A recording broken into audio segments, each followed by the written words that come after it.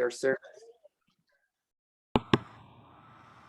Welcome everyone to the Oakland Center for Spiritual Living. It's our Wednesday night midweek Oasis service. My name is Paul and I'm your host. Today is Wednesday, May 25th. Oh, I breathe that in and I'm grateful that we have this opportunity to be in service, at service, for service, through service here at the Oakland Center tonight, because we know with recent events, things are necessary for us to process.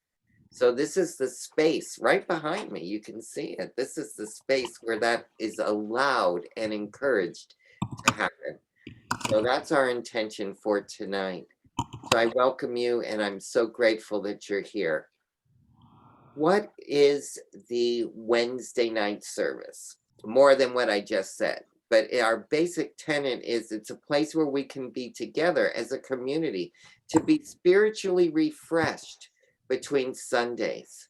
We present our Wednesday night service in our version of a satsang style with the divine intention that this gathering and these Wednesday night gatherings be informal, intimate, and rich.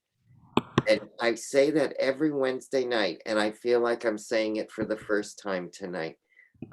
I'm glad to be reminded of our purpose here tonight. So what's our annual thing? What are we focusing on? Wonder, wonder everywhere is the annual theme. And this month, we're focusing on living everyday wonder, specifically on emotions. Now, if you don't believe in divine timing, when they pick these subjects, it's clear to me, it's no mistake. It's all in divine order. So if you're joining us for the first time, I welcome you. You found us through our homepage. I encourage you to explore it. Go to the events page, see what activities we have going on. We have a lot of activities going on all the time. Our center is so busy. When it was shut down, it's even going to be more busy now that we're opened up again. So if you look on that page on the homepage on the lower left-hand corner, there's a place where you can submit your email address and get one more tool. That's our Village News and Newsletter. Our administrator, Constance Chapman, will receive your email address and put you on the list. And every Thursday, you'll get a newsletter that tells you what's coming up in the next week, all the links, all the themes, all the readings, everything conveniently in your email inbox. Please note, if you haven't done it already, we're going to ask you to mute your camera and your microphone as we move through the service here till we do open sharing a little bit. This does improve the quality of our transmission, so we encourage you to do that. And please stay tuned for special and important announcements. And we will be reading the Minister's Covenant this evening, a ritual we do on Sundays and on Wednesdays. So we don't do anything. That's my New England talking. We ain't gonna do nothing until something happens. And the person that makes that happen best is here tonight, special for us by divine request and personal request. We don't do anything at Oakland Center until we pray. So for our opening prayer tonight, I'm calling for the leader of our ministry of prayer, Practitioner Dorothy Mendez. Dorothy? Thank you, Paul. Thank you. Let's just all take one collective deep breath together and just exhale with an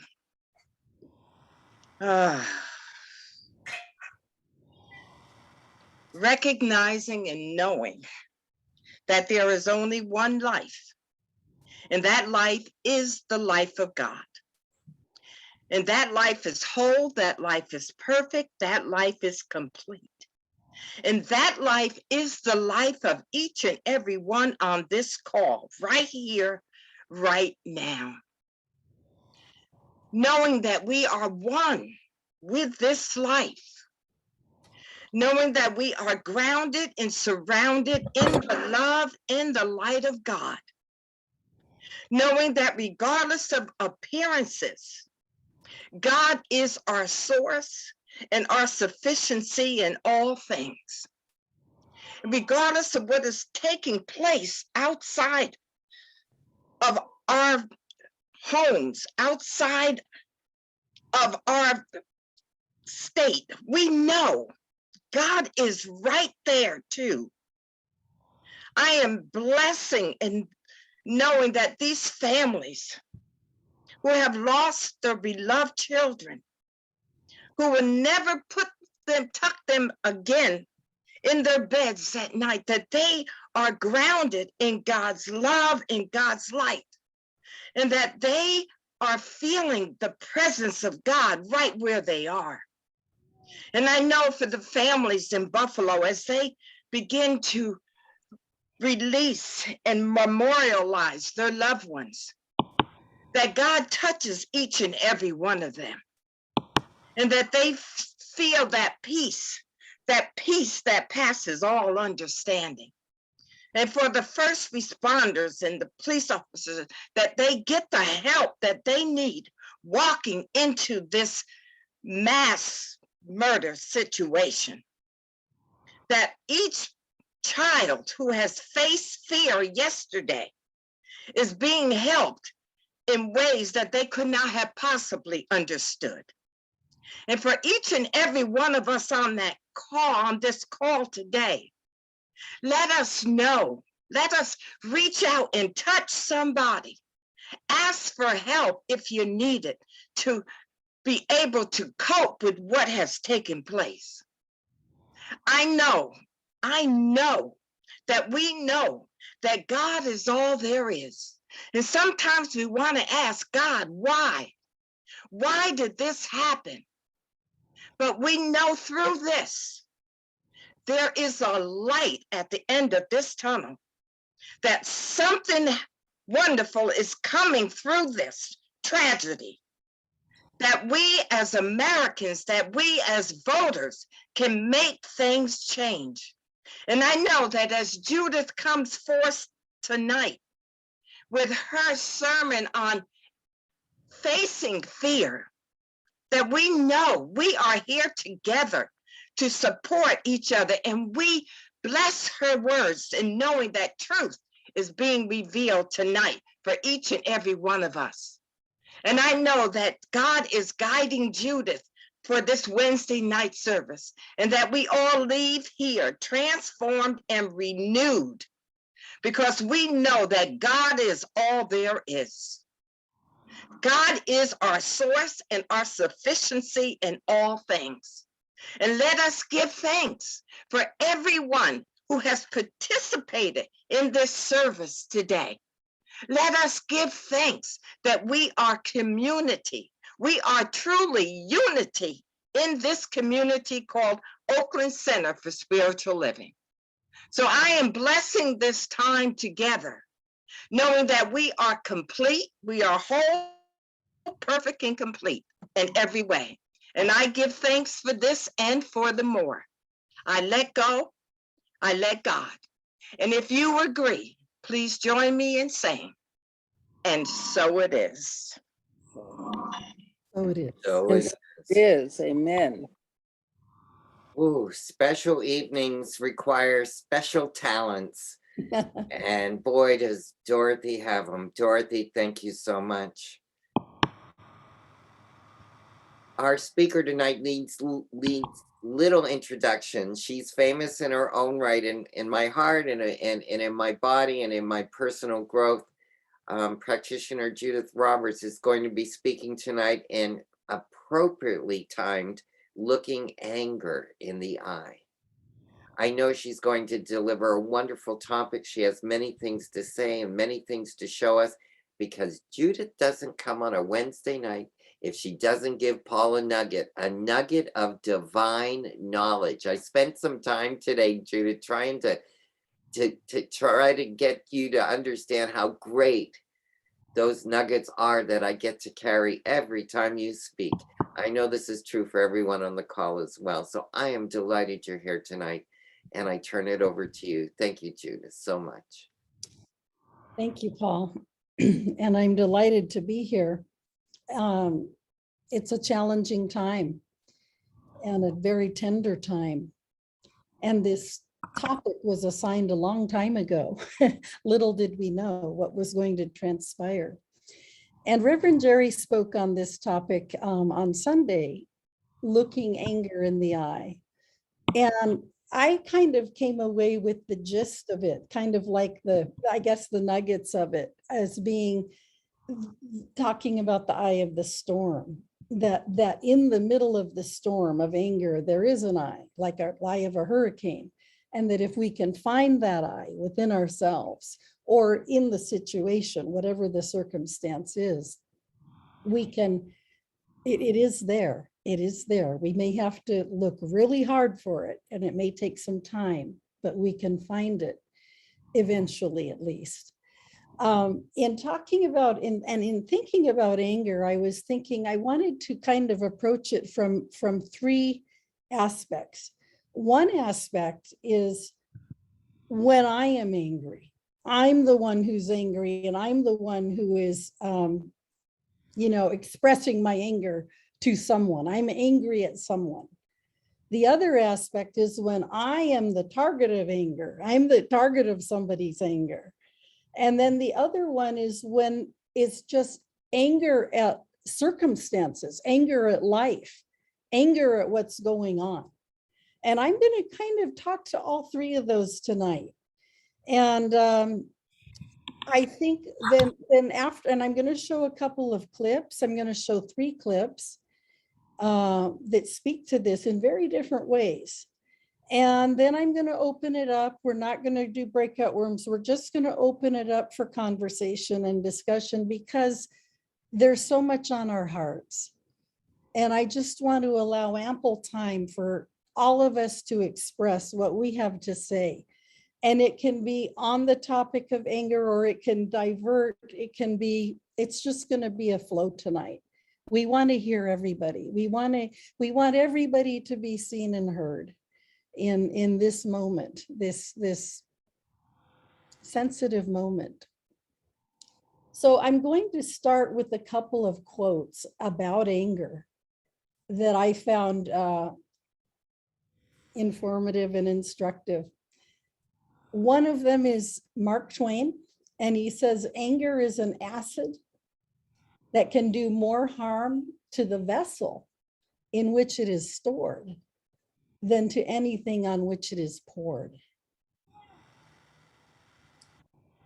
The next one is Joel Osteen, who's a preacher with thousands of people that attend his services. I've listened to him on TV. I find him very inspiring. And he says, every day we have plenty of opportunities to get angry, stressed, or offended. But what you're doing when you indulge these negative emotions is giving something outside of yourself power over your happiness. You can choose not to let little things upset you. Or I would say it's harder, but we can choose not to let big things upset us also. The other one, another quote is by Lawrence Peter, who I'm not familiar with, but he said, speak when you are angry and you'll make the best speech you'll ever regret. I don't know if anyone's had that experience. I have. And then there are a couple of others, but I'm going to leave them till later. So what I want to open with now is a clip from Thich Nhat Hanh called The Roots of Anger. If you don't know Thich Nhat Hanh, he just recently passed away at 95. He was a Buddhist monk and Buddhist teacher who was exiled from Vietnam because of the stance he took for peace and for reconciliation. And he created a village in France called Plum Village, where he continued his teaching, but he also taught on the world stage. And in listening to him a few times, I've heard a few stories that he told about his own anger. And one of the things he said was that in Vietnam, he knew thousands of people, personally knew 1,000 people who died in the war, and that he was angry. And that there was a village that an American officer said had to be destroyed in order to save it. And he was angry. And there were boat people who were trying to get out of Vietnam, and a young girl, 12-year-old girl, their boat was attacked by pirates, and this 12-year-old girl was raped. And rather than live with that, she chose to drown herself. And Thich Nhat Hanh was angry. And he says, you know, there's a place for anger, and not to suppress anger, but he also talks about transforming anger and learning from anger. And well, I think now I'll let you hear him speak about it himself. So I will share my screen.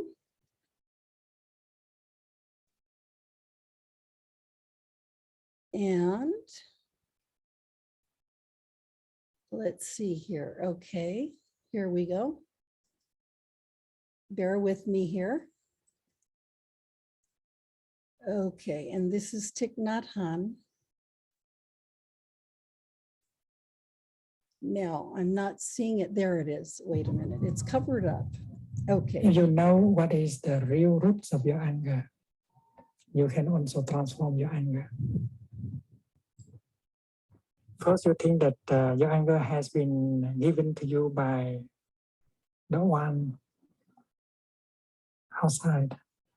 That's something he said or he did cause your anger. But you don't know that the main cause of your anger is the seed of anger in you. That is very important. Other people, when they hear such a thing or they see such a thing, they don't get angry like you because the seed of anger in them is smaller. The seed of anger in you is very big. That is why you get angry so easily. That is why you have to accept the fact that the main cause of your suffering or your anger is the seed of anger in you is too big. And your son should be able to recognize that and not to blame everything on the environment, on the other person. That's one thing to see. The other thing to see is that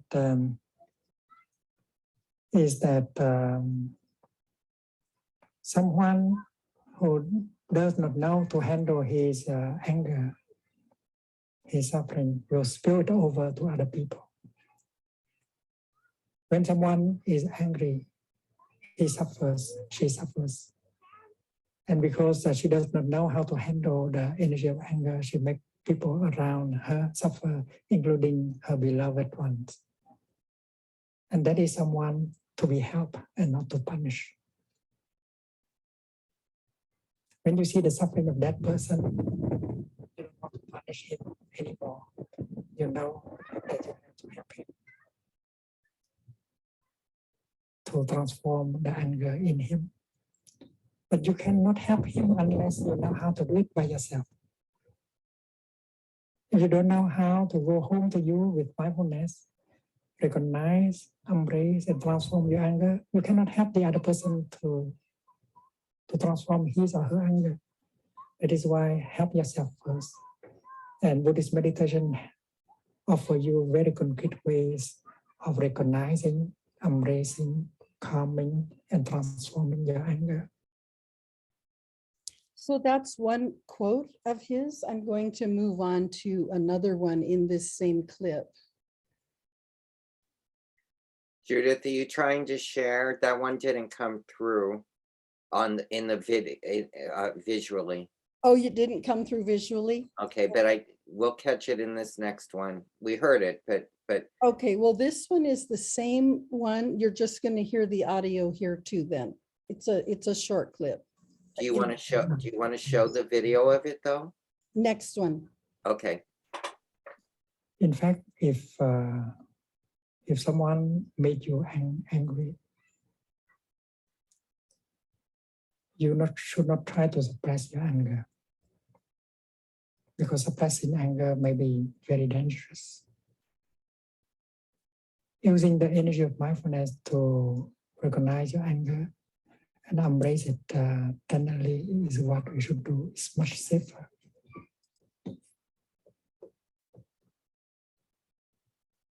And that does not mean that you do not have the right to tell him or her that you are angry, that you suffer, that he has done something, he has said something that makes you suffer, that you are angry. But you can very well tell him or tell her with love and speech. So here, I'm sorry the video didn't come through, but I In will, English, oops, I will, we advise our friends to do like this. I will try to get it to come through in the next one. So he's talking about transforming anger. He's also talking about not suppressing anger, that's dangerous. Anger is there, it's real. We've all experienced it, we do experience it. He gives a lot of tools for how to approach anger and how to mitigate anger. I have another clip of Oprah Winfrey interviewing him, and I'm going to show you that one. And hopefully this time I can share and you'll be able to see it. I'm sorry that one didn't come through as a share. So let me see here. Okay, share screen.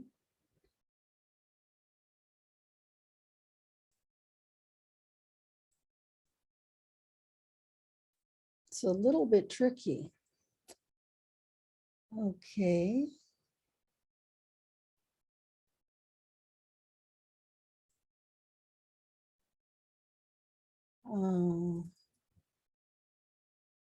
We see it.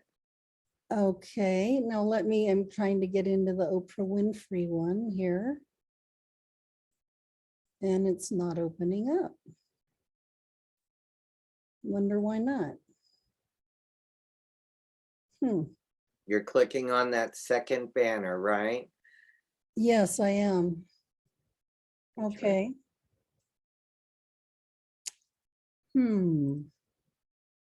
Well, maybe we'll skip this one.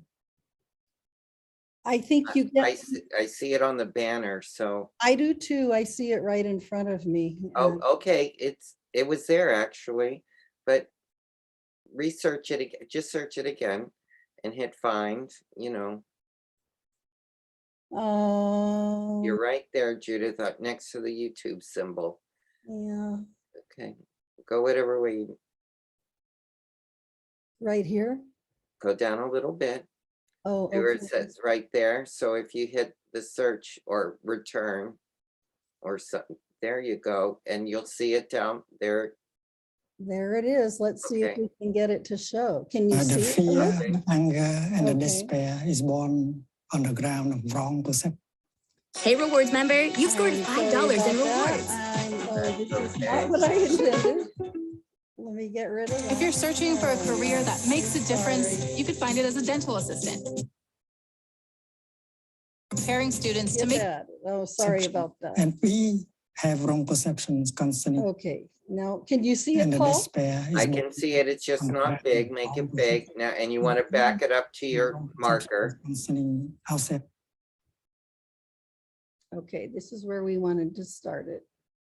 The anger and the despair is born We hear it and see it. of wrong perception. And we have wrong perceptions concerning ourselves and the other person.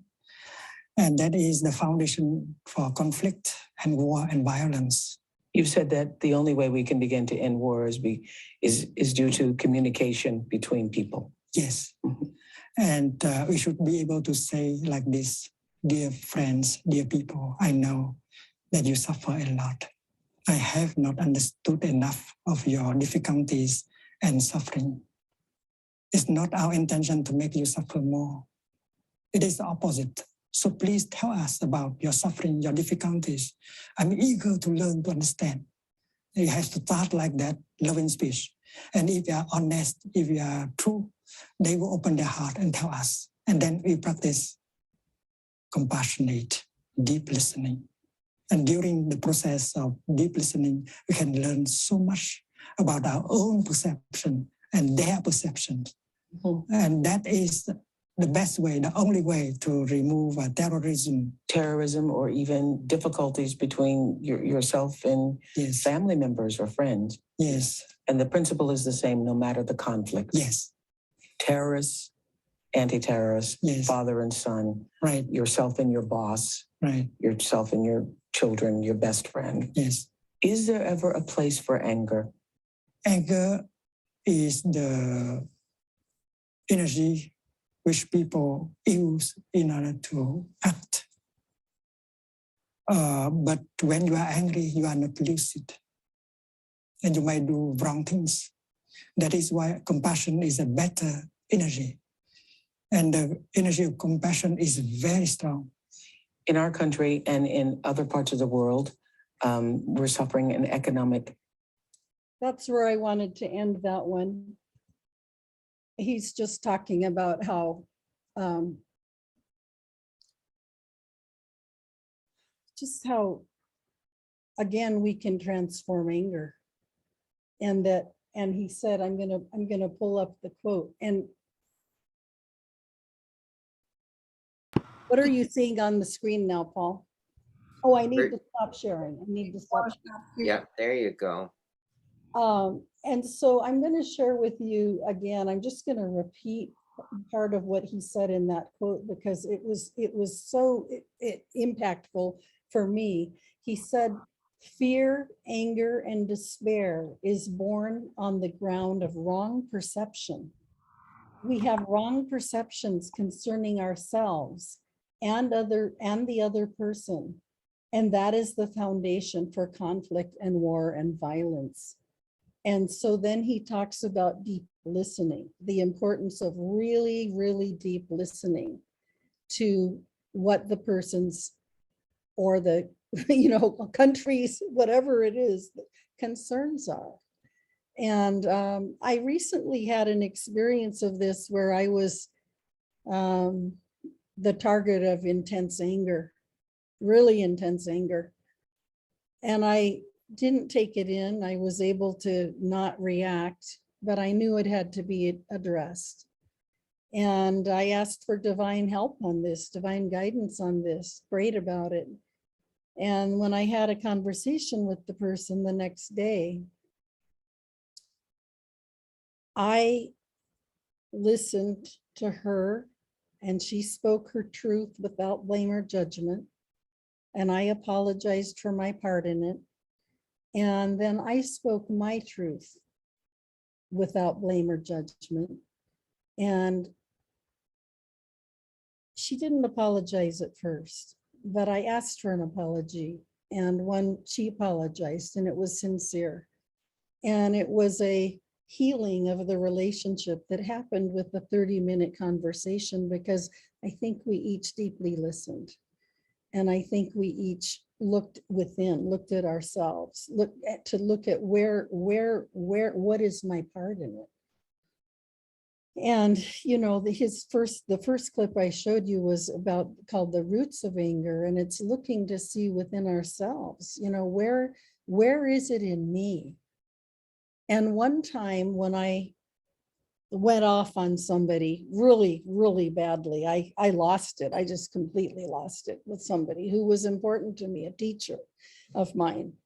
And she also didn't react.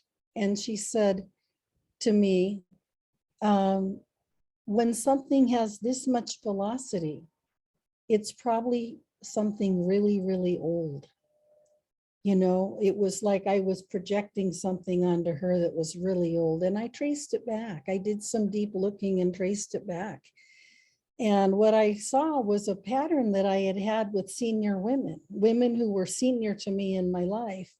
And I had this reactive, often, difficult relationship with them. And I traced it back to my mother being a senior woman in my life. And it went back to not being seen, feeling not seen and heard. by my mother. And so I was able to work with that and heal that. And so there's, you know, there always is something for us to look at, especially when we're the ones who are expressing the anger. It's coming from somewhere. Often if it has high velocity and also if it's a pattern, we can discover what that is and heal it. I'm now going to turn from talking about these personal things to what I mentioned earlier when I said, you know, sometimes we're just angry at the world or angry at circumstances or angry at life. And I have a clip here that I think is really powerful and that addresses our current situation. And I would call this type of anger righteous indignation. It's really, well, I'll just let you hear it. It's Steve Kerr, who is the coach of the Warriors. The Warriors were in a playoff game Sunday night and another playoff game Tuesday night. Tuesday night was after the shootings in Texas. And this is what he says. It was just phenomenal to me to hear him. Okay, so let's see if I can get this right now.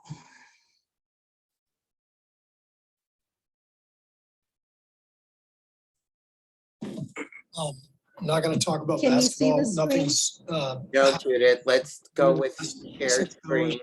We're going to start the same way tonight. Okay, I'm going to start it back. I'm not going to talk We about need to start basketball. with share screen. Did you start with share screen? The Oh, button? oh, you can't see it? Yes, I did. I did share Okay. screen. Okay, But you can't see it? not yet. I need you to Okay. share screen and then go to the Try that again. Safari. Try that again. Okay, share screen. Safari. Sorry. Yeah. Share. There we go. Now you see him? Okay. Yeah, Here we go. I'm going to back it back up. them up. I'm not going to talk about basketball. Nothing's happened with our team in the last 6 hours. We're going to start the same way tonight. Any basketball questions don't matter. Since we left shoot around, 14 children were killed 400 miles from here. And a teacher. And in the last 10 days, we've had elderly Black people killed in a supermarket in Buffalo. We've had Asian churchgoers killed in Southern California. And now we have children murdered at school. When are we going to do something? I'm tired. I'm so tired of getting up here and offering condolences to the devastated families that are out there. I'm so tired of the, excuse me, I'm sorry. I'm tired of the moments of silence. Enough. There's 50 senators right now who refuse to vote on H.R. 8, which is a background check rule that the House passed a couple of years ago. It's been sitting there for 2 years. And there's a reason they won't vote on it, to hold on to power. So I ask you, Mitch McConnell, I ask all of you senators who refuse to do anything about the violence and school shootings and supermarket shootings, I ask you, are you going to put your own desire for power ahead of the lives of our children and our elderly and our churchgoers? Because that's what it looks like. It's what we do every week. So I'm fed up. I've had enough. We're going to play the game tonight, but I want every person here, every person listening to this to think about your own child or grandchild or mother or father or sister, brother. How would you feel if this happened to you today? We can't get numb to this. We can't sit here and just read about it and go, well, let's have a moment of silence. Yeah, go Dubs, you know, come on Mavs, let's go. That's what we're going to do. We're going to go play a basketball game. And 50 senators in Washington are going to hold us hostage. Do you realize that 90% of Americans, regardless of political party, want background check, universal background check? 90% of us, we are being held hostage by 50 senators in Washington who refuse to even put it to a vote, despite what we, the American people, want. They won't vote on it because they want to hold on to their own power. It's pathetic. I've had enough.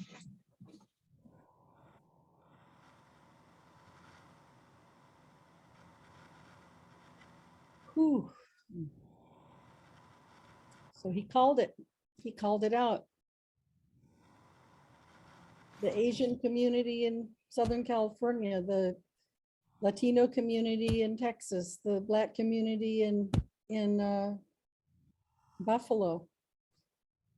You know, one we know was a white supremacist intentionally in Buffalo. The school shooter in Texas, I don't know his motive, 18-year-old. The one in Southern California was a Chinese man who had a grudge against Taiwanese people, and it was a Taiwanese church. And yesterday we crossed the 1 year mark of the shooting in San Jose at the, you know, it was a metro center there. So we're all affected. We're all seeing it. I want to open it up now for conversation, for discussion, and I want you to just say whatever's on your heart. It's just open. So the way we'll do that, Judith, is if you want to share, please turn on your camera and raise your hand this way or use the reaction buttons. Our facilitator tonight on recognition of the participants, kind of to keep an order going so Judith can respond, will be Zoe tonight. So Zoe's going to lead the management of this part of participation management. So I turn it over to you.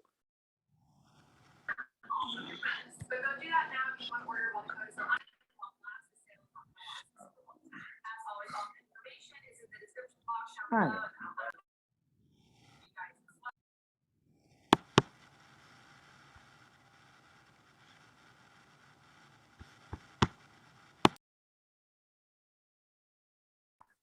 Dorothy?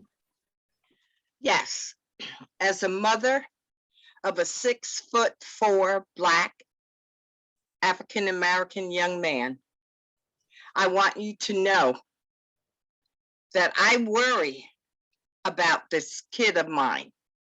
Even though he's 60, he'll be 63 years old this year. On the side, he does DoorDash.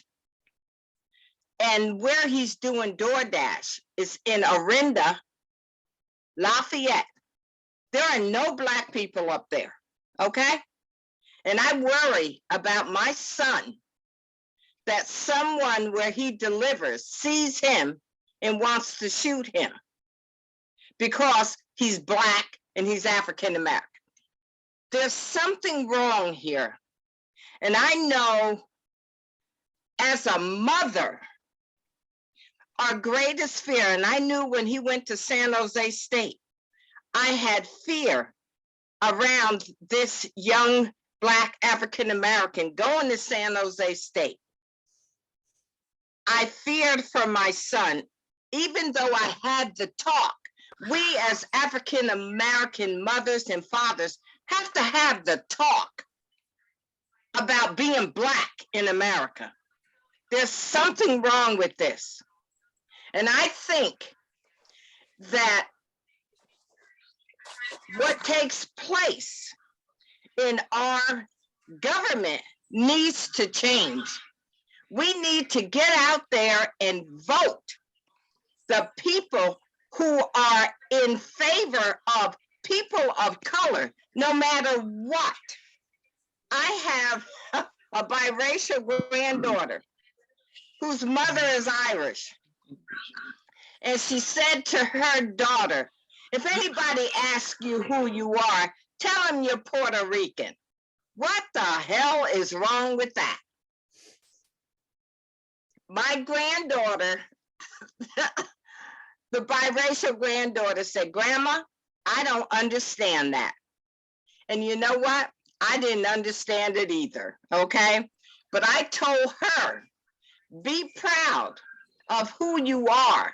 Stand tall as a woman, as an American in this country.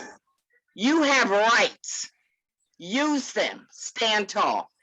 And what has taken place, and I have to go politically for one moment, that Donald Trump has opened the door to racism in America. And I'm complete. Thank you, Dorothy.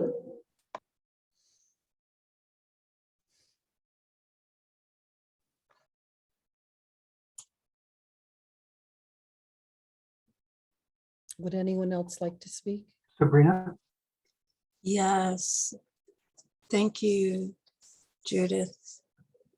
You know, I'm just really at a point where I'm just tired, and I just keep remembering the saying, "I'm sick and tired of being sick and tired." When the shooting happened in Buffalo, I'm understanding now, fortunately, I'm understanding now that it's post-traumatic stress disorder. But when I think about the anger, and you mentioned the anger and what it does to our bodies, excuse me, and what it does to our bodies, I could feel the change in my body. Like I'm happy, I'm strong, I'm moving. And then something like this happens and I get tense and tired and I want to sleep. And if I get angry, then I don't know, it's releasing all those hormones that make me even more tired. So I'm just saying that it's really hard to recover from a George Floyd or a Breonna Taylor or this person or that person or a shooting, because it just keeps happening. And so it's healing takes a lot of energy. And I'm just getting really tired. Mhm. And I watched January 6th, and I'm like, the repercussions just seem so small. I'm complete. Thank you, Sabrina.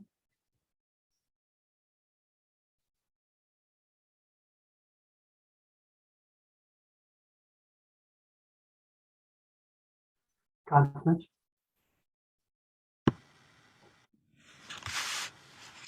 I was on the internet yesterday on my Yahoo account when I saw breaking news, and I read the account of what happened, and I think that for me,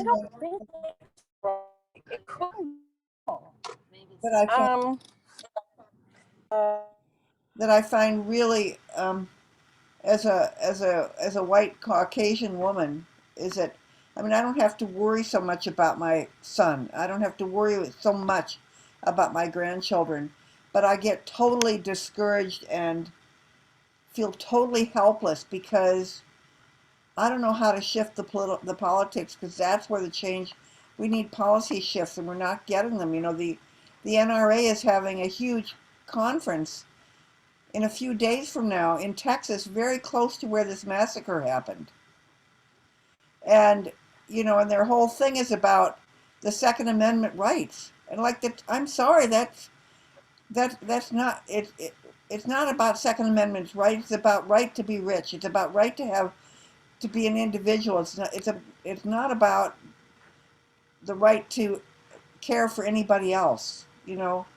And um, and so I just don't know where to go with it. I just don't know where to go with it, you know. And I mean, I can do my part around my own racism. I can do, but that doesn't shift the bigger picture. I mean, I think it does in terms of consciousness, but there's so much um, that is, there's such a shift in consciousness that has to happen. And you know, when I first saw this yesterday, I went onto Facebook and I said, you know, I keep hoping that there'll be one shooting that's going to make a difference, but it doesn't. You know, and there have been 33 fucking, excuse my language, but don't excuse it, 33 mass shootings in the first 15 days of May.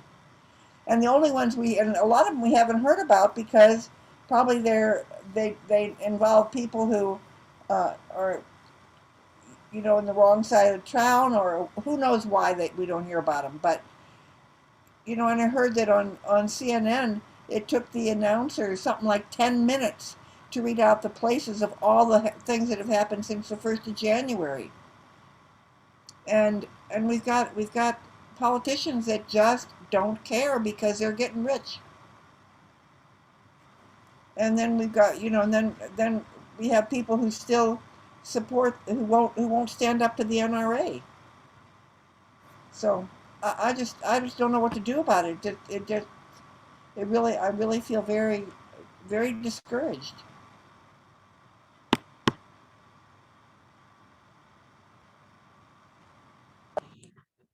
Thank you, Constance. One of the things that Oh, I had my hand raised. Bonnie has her hand up.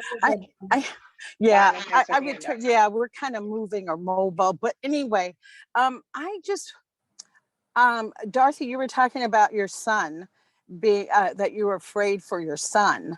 And for the first time after the Buffalo shooting, I'm afraid for myself, you know, and my children, of course, but this is the first time I've ever felt any fear for myself.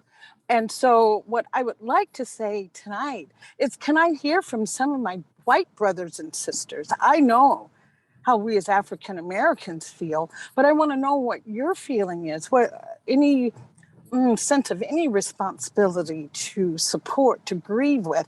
I want to hear what other people are thinking. Thank you.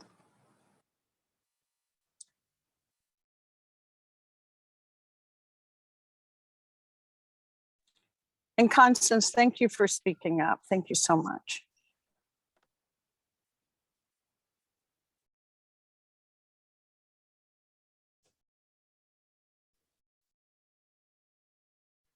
Janine, any other hands that you see, Paul? Janine has her hand up. Janine?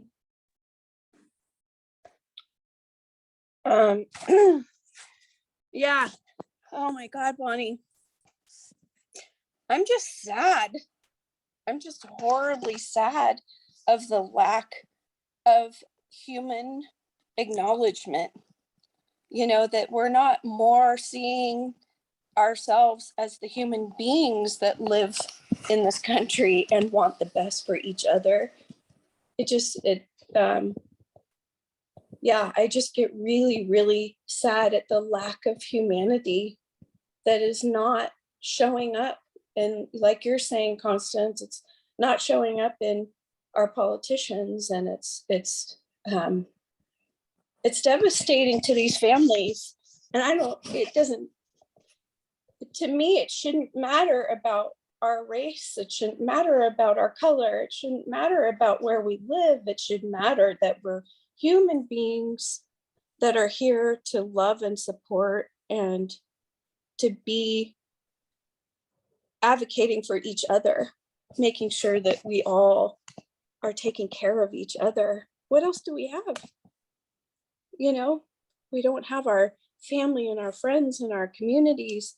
What else do we have in life? But that's you know, my view. And I think I don't know, I wish more people had it, because I get sad.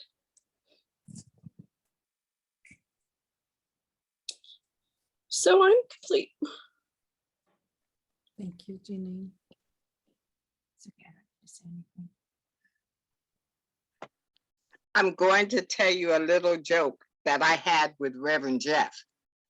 And Reverend Jeff and Paul Pasciuti used to make fun of me and my legs because my legs were paler than theirs. And I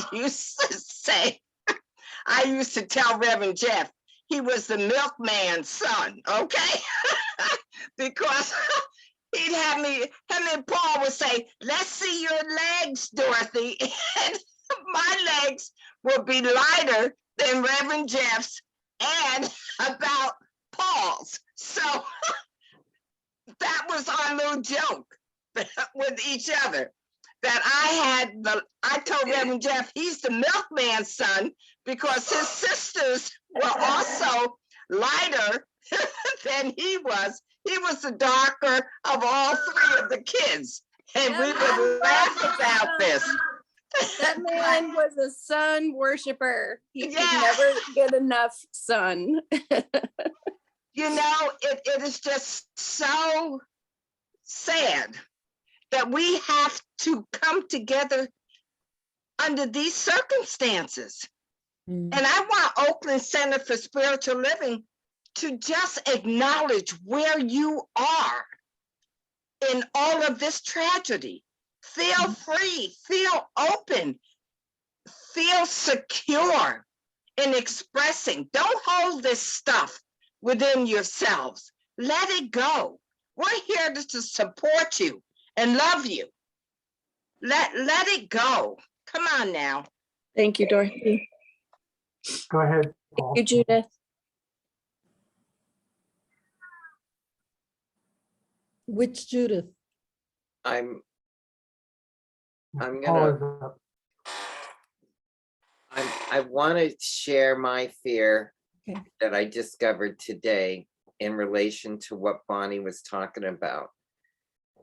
And as a white person, I used to feel extremely safe in good white Castro Valley until recently, because I have another identity that you all know. And today on the internet, there is, and I'm trying to get to it real fast so I can tell you who it is. His name is, he's in Arizona, and his name is, and I'm calling it out, just like Steve Kerr did. Also a white guy taking this stuff on. Ethan Schmidt, 24, promised to visit Target storefronts across the greater Phoenix area during Pride Month to expose what he called the satanic pride shrines to children in their stores.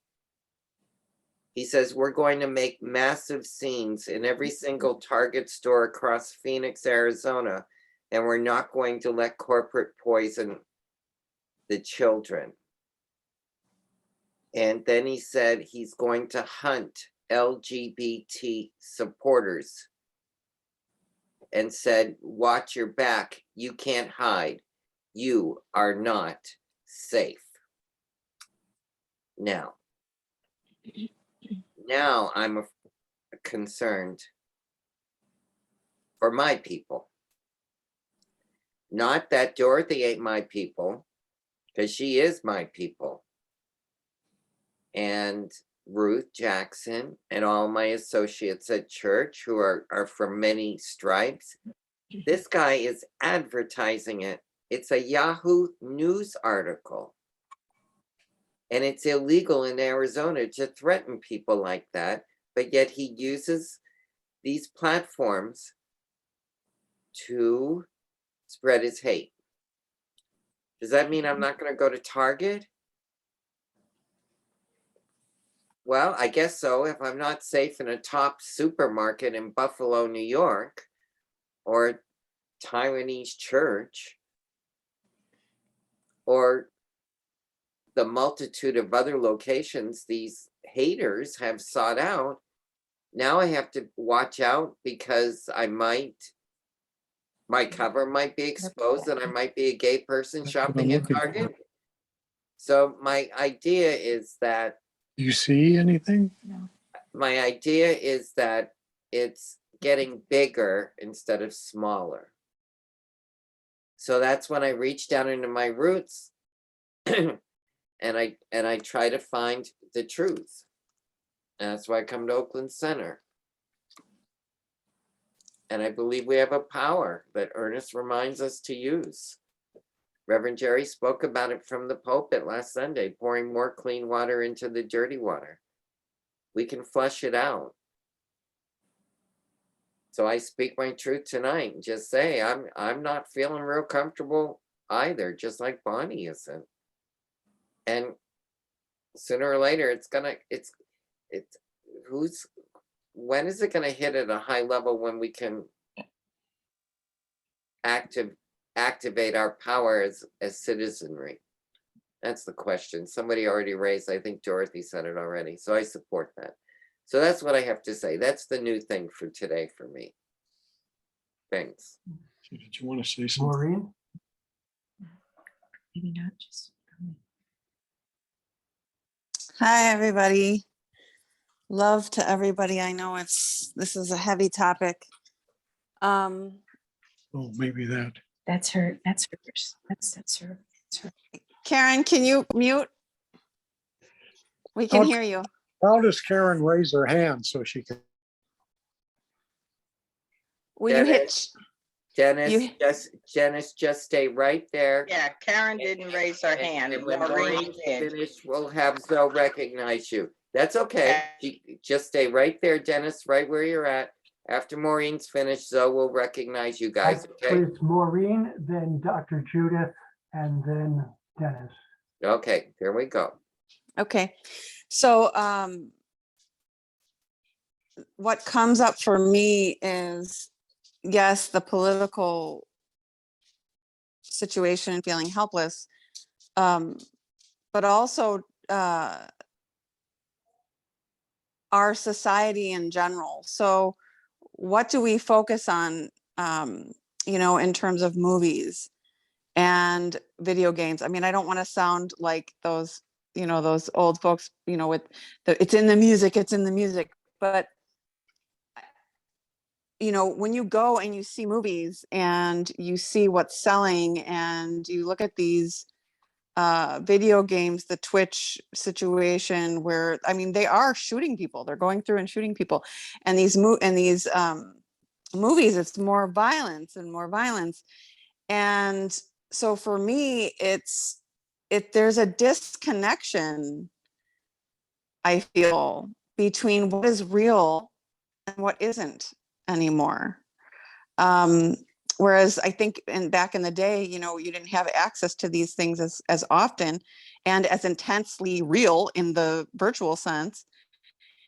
And it just seems like people are that disconnected from another human being that it's grown to another level. And that's what's scary to me. And maybe even that's with the politicians, really, because they're so disconnected from what's actually happening. They're in their, in their reality of safety and security, but in the real world, right, where we're living, it's not the case. And so I just feel like there's this sense of serious disconnection the more and more the mainstream kind of promoting what sells. And unfortunately, people buy into that. And I choose not to participate in it. Like, I choose not to watch violent movies because it actually disturbs me now. And the more I learn about the philosophy, I want to avoid it because I don't want that stuff in my brain, right? I want to be able to put good stuff into the consciousness.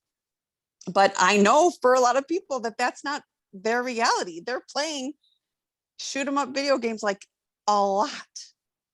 They're watching violent movies. That's what they watch, action films. I mean, so they're putting this stuff into their minds. And then let's not even talk about porn, free porn on the internet. You can find all sorts of terrible things on the internet. So I just see that, and I see how that creates this dehumanization of people. And then these shooters feel like they can just go in and do this. I feel because there's a dehumanization, depersonalization that's happening with the mainstream society. And I think that they're been given a platform more for obvious reasons, but that's what I wanted to share is that for me, it's the dehumanization, depersonalization to a deeper, it seems to me like a deeper level, because it's happening so often. So anyway, that's my 2 cents. Thank you. Judith? Thank you. Thank you, Maureen. Thank you for reminding me of that, because I agree with you that it's at the basis of people beginning as children of detaching from the real stuff. But what I wanted to also say was that I still believe in what was once called the silent majority. And I think that we're there, and there's things that bring out the violence that takes place more times, and it's aimed at people who are other, except for, I'm not clear on why it was aimed at the children, but it's generally aimed at someone who is seen as other. And it's their background, how they talk, how their skin color. And I'm along with Thich Nhat Hanh, which I think that it doesn't solve it immediately, but I think that putting more love into the world by anyone who can be enticed to do that, to open up their hearts and to see people, to see that we're one, that we're all connected. It's not the way that the right wing is seeing people. And the other thing is that through my life, as growing up Jewish, in the back of my mind, the Second World War is still there. My great grandparents and other family, extended family, they're gone from that. But I don't look like a target, except I don't even look particularly gay. So I don't have defining characteristics which would make me stand out, except that I am aware that there is a steep curve and a rise of anti-Semitism that's happening. So I think that is going to show up more. I don't want to claim it, but I am keeping my eyes out for that as well. And I still have hope. There's a bunch of us out there who don't really know what to do. Nobody knows what to do with this. How can we act? How can I act, say, as just sort of an ordinary person and getting older? There must be something that I can do, and I can follow Thich Nhat Hanh's precepts, and keep that in my mind uppermost. I don't know what actual steps that I can take, but I do believe there are enough of us to start something for change. If people can wake up and say, this comes too close, one of my relatives got hurt by this, and one of my distant neighbors, and it's coming closer. It seems to come closer with every new event, heartbreaking event. And I think that I believe there are enough of us that we can wake up and we can have some sort of an effect to turn it, to begin by having it not possible for people to buy those kind of guns. That's at the top of the list, and I think it's going to happen. I'm kind of roaming around, but the other thing is that I have a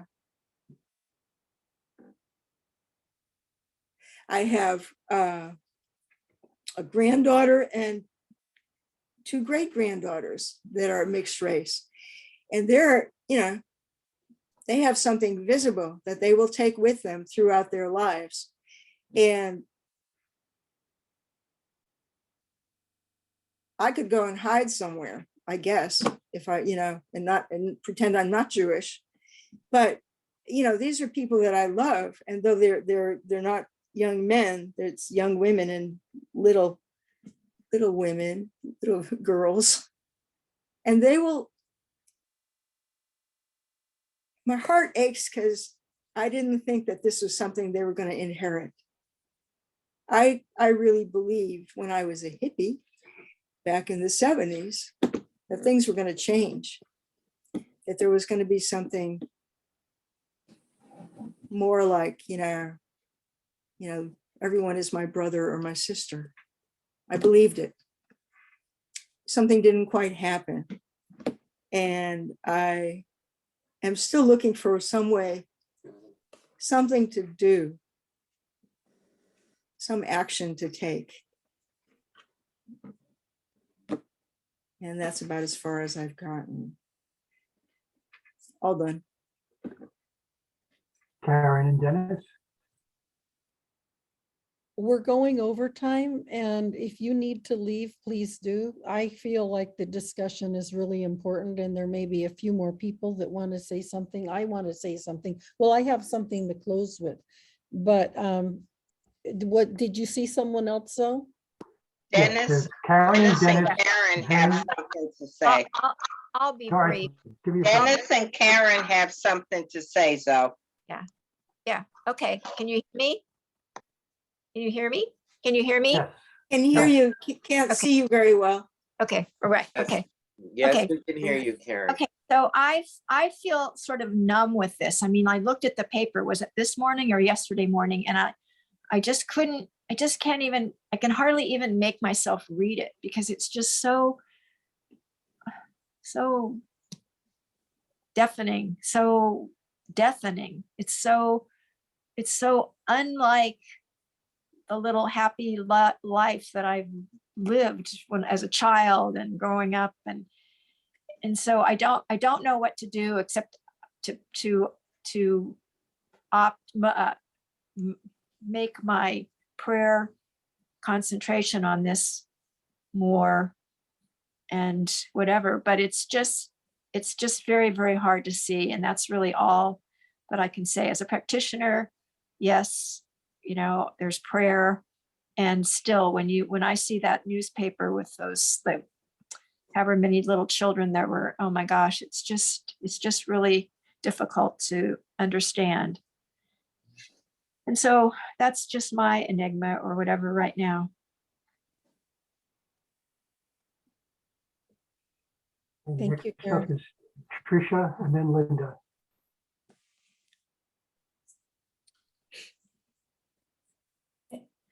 Is it my turn to speak? Yes, ma'am. Okay, thank you.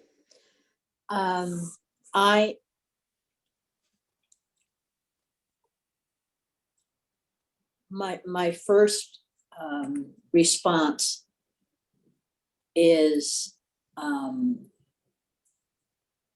not sadness, it's anger. And it's such an interesting topic that we've been addressing. And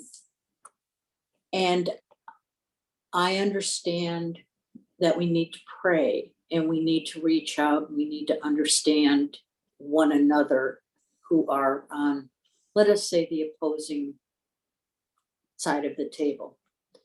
But until we hold the people who won't take action against the NRA, until we don't, and until we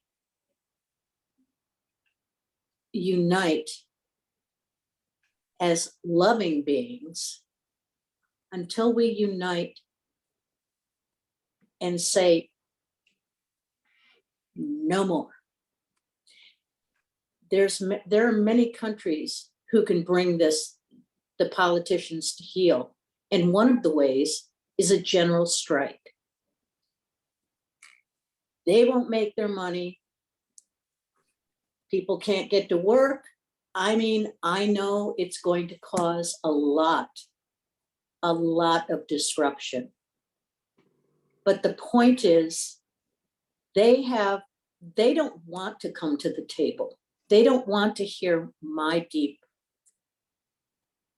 words. They don't want to be heard. What they want is they want power and they want money. Yeah. And we have to level the playing field by prayer, but also by action. None of these things that have happened touch any of the people that are in government because they're privileged, they're white for the most part. They don't have anything they don't have anything to win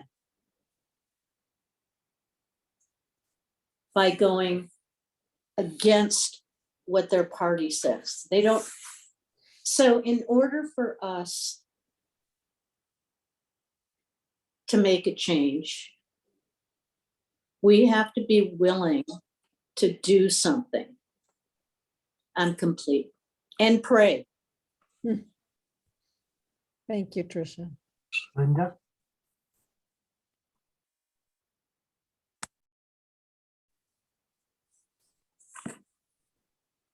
Thank you, Tricia. You're the first person that's inspired me by talking about a particular action, something we can do. Yeah, I guess I feel like so many of us, but I want to say my reaction to this situation, I felt like it pushed me over the edge, but it was on top of everything else that's going on. There's just so much. It's like, I don't know, somehow this touched my heart so much more. But the real reaction I'm having to it is one of absolute despair that we can't, that people who could do something about this, our politicians, are turning another deaf ear, that it seems like it's never going to change. You know, that I keep thinking, oh, this is the thing that's happening that someone's going to pay attention to, who has influence, who has power. But it seems like, you know, it just keeps escalating and getting worse, and nobody's doing anything. I love what Steve Kerr did. I love that he was willing to get angry and speak truth to everyone.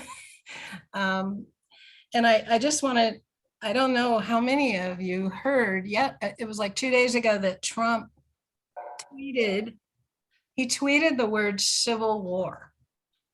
Oh God. Yeah. Oh God. That, you know, that made me afraid. Today I worked on getting my passport. Not that there's really anywhere to go, but I want to feel like I can escape. You know, it's not totally out of the question that could happen, because this country is so divided. And, you know, and Dorothy, in your beautiful prayer, when you said, I think you said something about this is all for the good. I know that's what we believe, that we're going to find out what this is for eventually, and, you know, that it's moving us in a positive way. But I just, I'm having a hard time seeing that right now and feeling that. And I know I have to get to that place, because what else? What am I, you know, am I going to just curl up in despair forever? No. That's why I love that Tricia was talking about taking some action as a society. I literally haven't heard anyone else say anything like that. And I think, Tricia, you ought to hold that vision and try to recruit some other people and make it really big, because it's possible. I don't know. That's really all I have to say. Yeah, I do feel fear. We were talking about this today. I was saying, oh, Bay Area is probably a safe place to be because we're all so like-minded. But then also we might be a target because we're who we are. You know, so yeah, I am also a white woman. I'm also a Jewish woman. I don't tend to be afraid for my life or think that something terrible is going to happen to me when I go to Trader Joe's. But now I know it's possible. And I'm telling me I need to get those thoughts out of my head, out of my heart, and return to a sense of possibility and love and peace. But this is really challenging.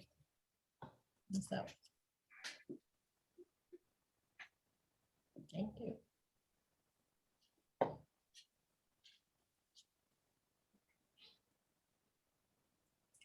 I see no other hands, Judith. Okay, well, thank you everyone for this rich and honest and deep discussion, which I know could go on. And Yes. in Yes. Science of Mind, we have this saying, treat and move your feet. Yes. And the treatment part is the prayer part, and moving your feet is the action part. And I think we're all looking to see what action. First, I want to talk about treat, because something that came to mind during this whole thing is I was thinking about prayer and Greg Braden's book, the Lost Motive, Secrets of the Lost Motive Prayer. And he says to pray for the victims, pray for the perpetrators, and pray for all of the witnesses. Everybody's connected. We're all connected. And the perpetrators in all of these shootings are disconnected from themselves. They're disconnected from humanity. They're disconnected. There's a disconnect, obviously, a huge disconnect and suffering, as Thich Nhat Hanh said. So that's the prayer part. And then the move your feet part, I think we're all looking to see, well, what do we do at this time? And also, what are we feeling? I wanted to respond to what Bonnie asked. I had a conversation with Eliza this morning, and I want to repeat what she said. I think she'd be fine with it. And I agree with her. I feel the same way. She said, I know that as a white person, I'm not, I'm not a particular target as a white person. Whereas Bonnie said for the first time in her life, she feels afraid just by being Black. And I don't have that fear because of my skin, because of how I look. And yet I do, and I want to acknowledge that I do have a biracial nephew living with me who's a 6-foot man, and I am feeling the same worries about him going, I just have to think about that, him going down into Oakland and taking public transport. And my other Black relatives. It's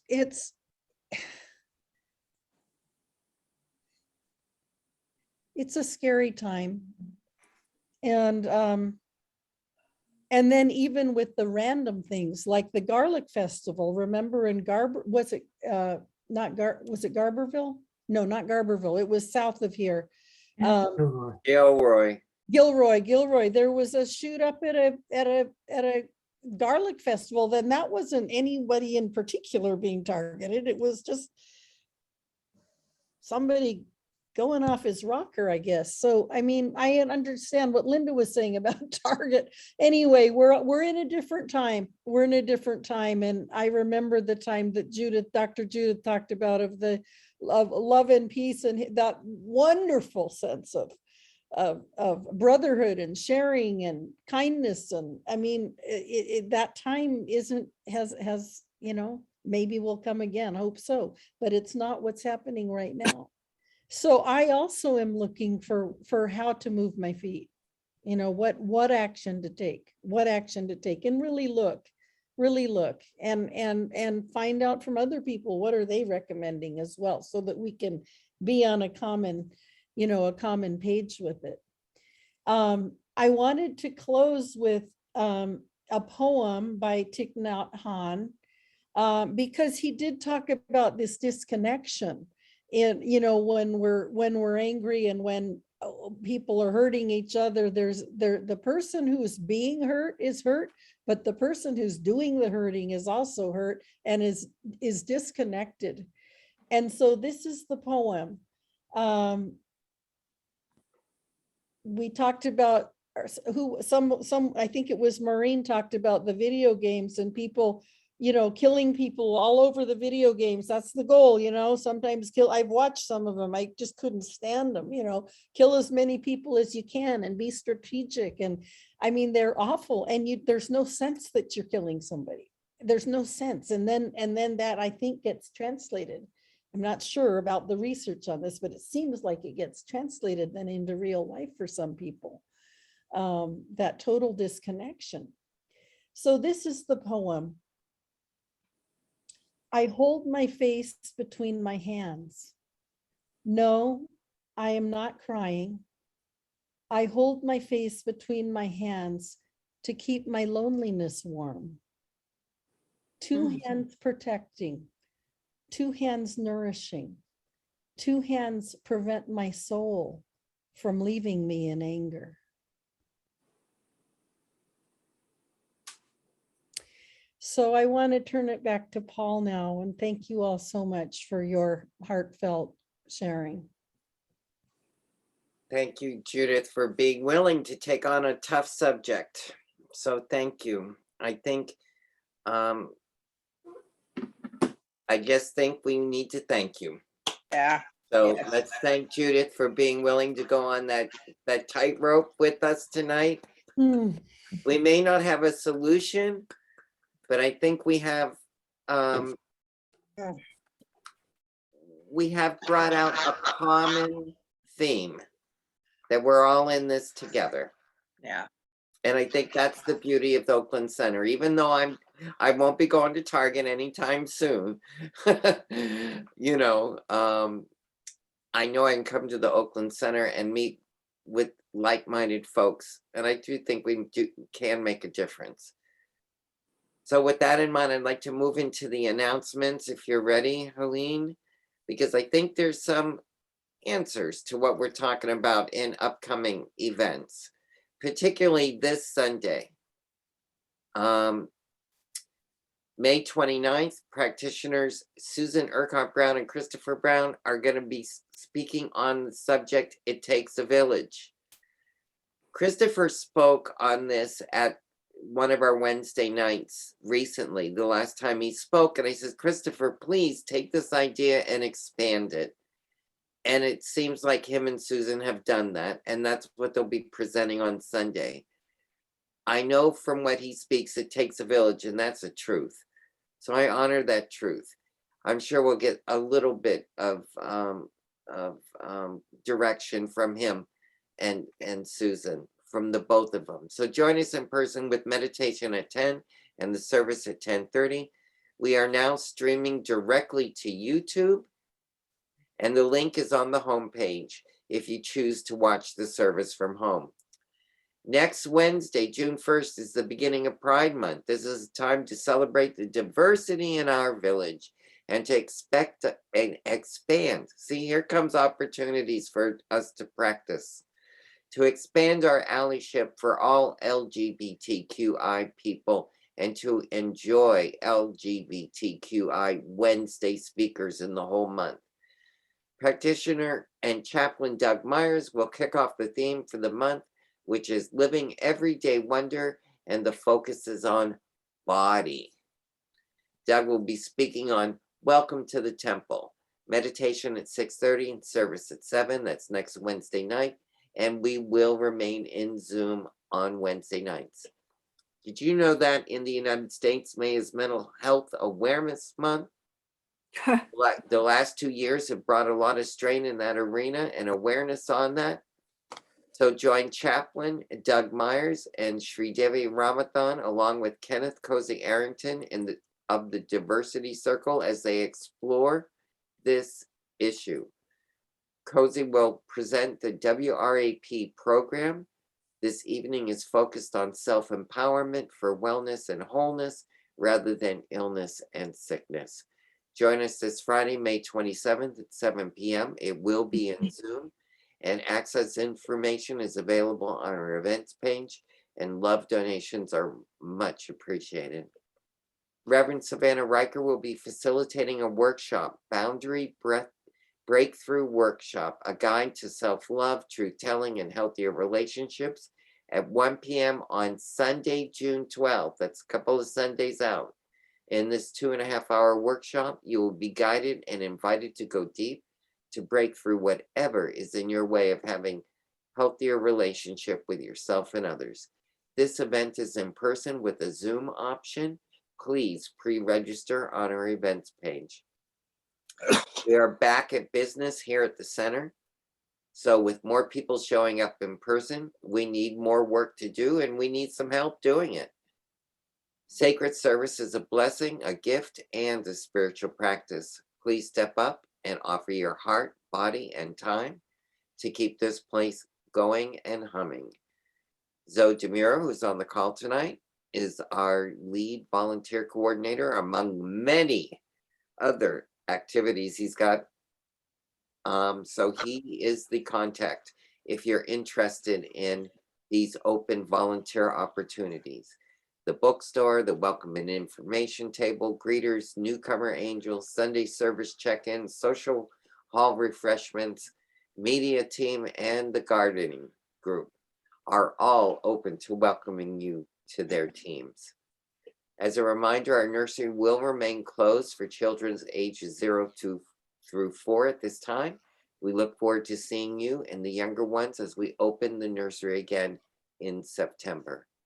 So as always, everything you need to know about Oakland Center is at www.oaklandcsl.org. Be sure to check our events page, and don't forget you can follow us on Instagram, YouTube, and Facebook. So let's take a moment and read the new minister sacred covenant. I'll read it if you guys will follow along. It works better that way in Zoom. There is one life. This life is good. This life is God. This life is my life now. I am knowing that I am one with this life. That is God.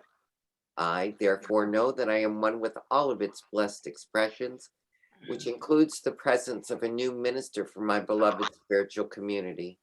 Because I know that the highest purpose of my new minister is to reveal spirit, I therefore know that my new minister is a revelation of God as wisdom. I further know that my new minister is the fulfillment of that which has been promised by Spirit. For it is written, I am filled with divine wisdom. I allow divine mind to fill my mind now. As I stand in agreement with my beloved community, I see my new minister revealed before me as unity in the community. I now intend to experience my new minister in full cooperation and agreement with my community, knowing this truth about myself. For I am inspiring unity and diversity, embracing and nourishing our community. I am awakening the wisdom within. I am healing and expanding our community with the power of love. I am engaging the community and building a world that works for everyone. I am deepening my family consciousness. As I now accept the highest expression of a new minister in my life, I know that they are revealed in a way that illumines spirit and serves the highest and greatest good of all who are touched by their presence. I am grateful God is gracious, and so it is. Ashe. So in this moment of gratitude, in this moment of being divinely connected, I remember that everything works through this center through the contributions that we make in time, treasure, and talent. So whatever it is that you wish to contribute, please hold that to your heart as we recite our affirmation for giving. The gift I give is God in action. It does good work in the world and blesses creation. And so it is. And so it is. And I release it to all of you and collect it in our digital collection bowl. I'll remind you very quickly on our homepage. We have a donate button for credit cards and mail for checks, and yes, we can text at that number there. We can use Zelle, or you can join us at church on Sunday. We still have a basket. So I'm grateful for all of this. And I'm grateful for all of you. And I'm grateful for everybody that worked so hard to make this event wonderful. First, thank you, Judith Roberts. Thank you, Dorothy Mendez, for your speaking. Thank you, Reverend Jerry, as always, for being here. That Zoom team, boy, there ain't no one like them. Tonight, our host was Constance. PowerPoint with Helene. Trisha was doing admitting. Alice was doing the spotlighting. Luis was guarding and watching the muting. Sharing management was Zoe, and the recording was Sabrina. The reason I mentioned their functions is because each of those are individual contributions that contribute to the whole. Yes. I'm so grateful for them. Thank you, Constance, for being our administrator. And Zoe, you're always here to help us on Wednesday nights. That's the team. They're just terrific. So I thank everyone for that. Yes. Also, in this moment of gratitude, I'm going to point to our closing. We started with prayer, we end with prayer. And there's no one better than our gorgeous and wonderful and loving Dorothy Mendez. Yeah. Dorothy, if you will. Let us all just take a deep breath. And I just want to say thank you. Thank you for your sharing. Thank you for allowing us, the Oakland Center for Spiritual Living, to just hold you all in prayer. And what I'm asking is that you just reach out and touch somebody. Text your kids, text your neighbor, someone who you have not even connected with for years. Reach out and let them know that you are sending them love and light through God. I give thanks for our dear beloved Judith Roberts, who has brought to us a fabulous, fabulous service today. Thank you. Thank you. And I know for each and every one of us here today, as we go forth, that we go grounded in the love and the light of God, and knowing that each and every one of us is grounded in God's love and God's light. Reach out and touch somebody. Shine our light. Let them know that they are not alone. Let them know that God loves them as we love them. I see this commercial that says, text your kids, because it may be the last time you make contact with them.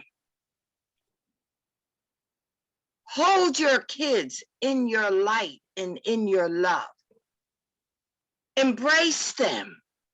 Let them know that you love them, you care for them. And for us at Oakland Center for Spiritual Living, let us know that we are grounded and surrounded in the love and the light of God. Something wonderful is taking place here. And so I give thanks for this service tonight. I give thanks for each and every one sharing, knowing that God is all there is. And so if you agree with me, Each and every one of us. join me and say, and so it is. And so it is. Amen. Oh, it is.